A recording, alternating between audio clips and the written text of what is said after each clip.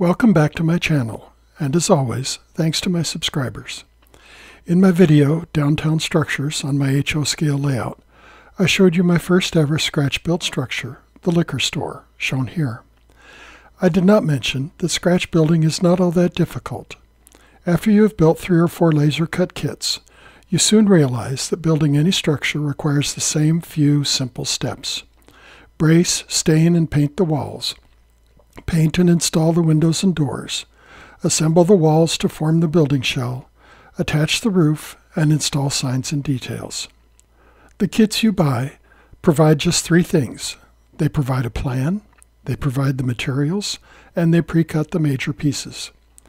Once you learn how to do these steps on your own, you are ready to scratch build your own structures. Here is my second scratch built structure.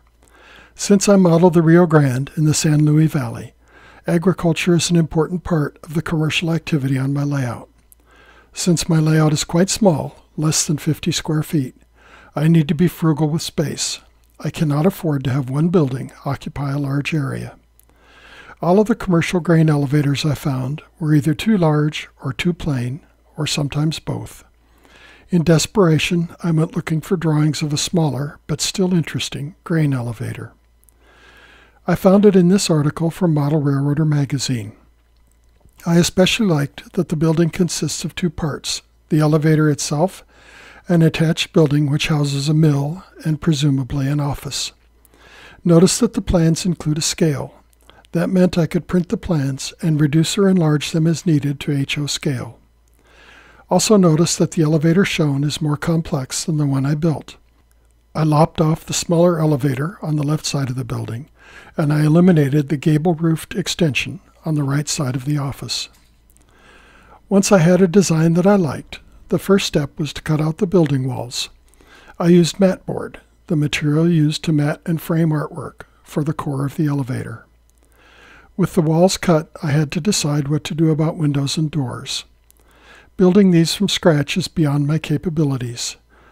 I turned to Tichy Train Group, who sell a wide assortment of windows and doors in cast styrene. Once I had selected my windows and doors, I could cut openings in the various wall sections to fit. This just requires a brand new number 11 X-Acto blade and some patience. At this point, I had a plan, I had all of my wall sections cut, and I had all of the windows and doors I needed. From here on, it was just like building a kit. I started with the elevator portion. As with any kit, the first step is to brace the walls and assemble the building shell. Here are 2 views of the completed shell. The original article had shown the elevator sheathed in corrugated metal. I decided I preferred the look of a wood-sheathed elevator, along the lines of Walther's Farmers Cooperative grain elevator. So I stained a bunch of scale 2x12 strip wood, almost 40 actual feet. This sounds like a lot, but the cost was just over $10. I stained each piece of wood twice. I stained about half of the wood using Vetero barnwood and the other half using Vetero shadow gray. When that was dry, I stained all of the wood with a coat of murky brown. Here I'm applying the murky brown. As you can see, I lay a sheet of parchment paper on my work surface first. The stain will not penetrate the silicone-covered parchment. Next, I started gluing the stained wood onto the elevator shell in horizontal strips. To keep everything level, I first glued a single strip around the circumference of the building. You can see that first strip on the right side in the photo. I carefully measured the distance from the base to the top of the strip, all around the building. Then I added courses of strip wood, working down, then up from that first horizontal strip. You can see in the left side of the photo that I cut my strip wood into 12-foot lengths, and I staggered the cut ends from one course to the next. When I came to an opening, I simply glued the strip across the opening. Then when the glue was dry, I cut away the strip to reveal the opening. This ensured that the courses would line up correctly at the top of the opening. This was a tedious process. I estimate it took me 2 days to completely sheathe the elevator shell, but the finished shell looked so amazing that I had to force myself to paint over the wooden sheath. With the basic elevator structure complete, I turned to the mill office. As before, I cut out the walls, but from northeastern scale lumber clapboard for the mill office building as shown here. The only tricky bit is to cut each wall 1/8 inch shorter than the finished wall. Clapboard walls like these are finished with a piece of 5/64 inch square stripwood. These form the corners of the building.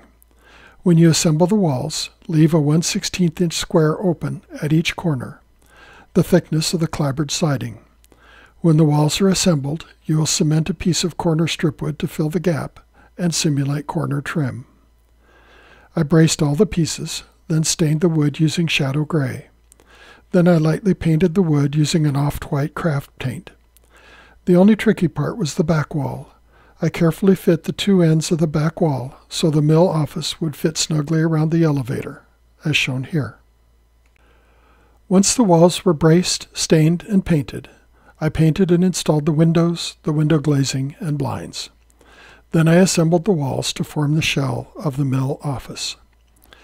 Before I attached the two buildings, it was time to add trim to the elevator. I used scale 1x4 stripwood on one corner.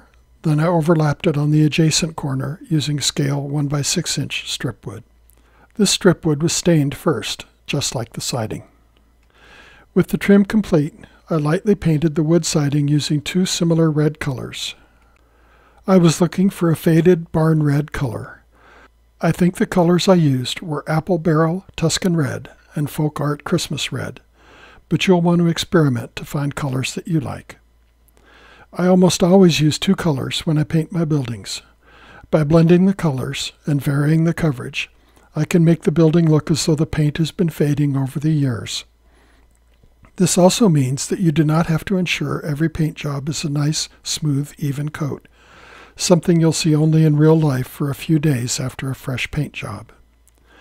With the painting complete, I painted and glazed the windows. I applied black construction paper to the backside of every window in the elevator. I did not want any light to show through from one window to the next. Now that both portions of the building were painted, I glued the two assemblies together. This allowed me to paint and attach the trim to cover the joint between the two buildings. Adding the roofs turned out to be trickier than I thought. I had to fabricate and install 9 separate roof panels, and 4 of these were fairly complex shapes. So first, I made careful measurements and drew the shapes using Inkscape. Then I cut out those shapes, and when I was satisfied with the fit, I laid them on a sheet of 1/64 inch plywood, arranging them for the best possible fit to minimize waste. Then I cut them out, painted the edges and undersides, and glued them in place on the structure. I covered the roofs with standing seam roofing material, which I cut to shape, then primed using Tamiya flat gray primer, and glued into place using Aleene's tacky glue. When the roofing was in place, I weathered it using light washes of black and burnt sienna. I brushed the edges of the roofing with raw umber to simulate dark rust. When the roofs were in place, I added the fascia boards under the roofs. I built the rolling freight doors from scribe siding and 1x6 inch scale lumber, stained and painted to match the buildings. I added a rolling track of 1/16 inch square stripwood painted black. I made the door rollers by slicing thin discs from 1/10 inch styrene rod and gluing the discs to a 15 scale inch long piece of styrene 1x4. I painted the wheels black and painted the 1x4 to match the door. Then I glued everything in place.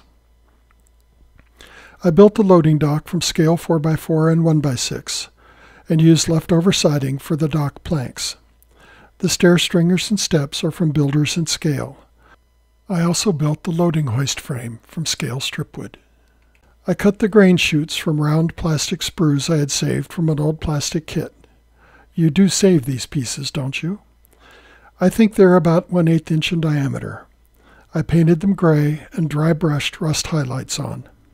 It was surprisingly easy to sand the angles to fit the roof pitch. I cut the large wall vents from a length of 5/8 inch dowel. I cut a piece 5/16 inch long, then cut it in half and cut 1/2 in half again. This gave me 2 quarters that nicely simulate a 90-degree elbow in a 30 inch square duct. I painted them aluminum and added some rust weathering before gluing to the walls. I also brushed some light gray powdered pastels underneath the duct outlets. I printed the signs from advertising images I found on Google. I carefully sand the back of the signs using 150 grit sandpaper until the paper is as thin as I can get it. I always print more than one copy of each sign in case I mess one up. When the sign is as thin as possible, I brush full strength matte medium on the side of the building, then press the sign in place. Don't worry if there is excess matte medium around the outer edges of the sign. It will dry completely clear and flat, becoming almost invisible. One detail I am particularly proud of is the pallets of flour and cornmeal shown here. I made decals using the same images I pasted on the building, but reduced to fit on a bag of meal. A little paint, apply the decals, and I had pallets of flour and cornmeal ready to place on the loading dock. I decided late in the project that I needed to provide a rudimentary interior, since I had modeled the truck doors in the open position. I glued scale 2x6 strip wood to the walls and painted everything raw umber. By adding some loaded shelves and workbench, I created a small bit of interest inside the building. Still, if I had to do it over, I would fabricate a more detailed interior using the methods described in my video, Creating a Detailed Interior in HO Scale. So there you have it. I apologize for the lack of video covering the construction, but I built this in April of 2022, long before I contemplated posting videos on YouTube. However, I have a new scratch building project in mind, which I hope to finish this summer. You can be sure I will provide more details when I document that project. I have included links to all the products mentioned in this video in the comments below. As always, I would love to hear your comments and questions. If you want to see more videos of this type, be sure to subscribe and hit that like button. Thanks for watching, and I'll see you next time.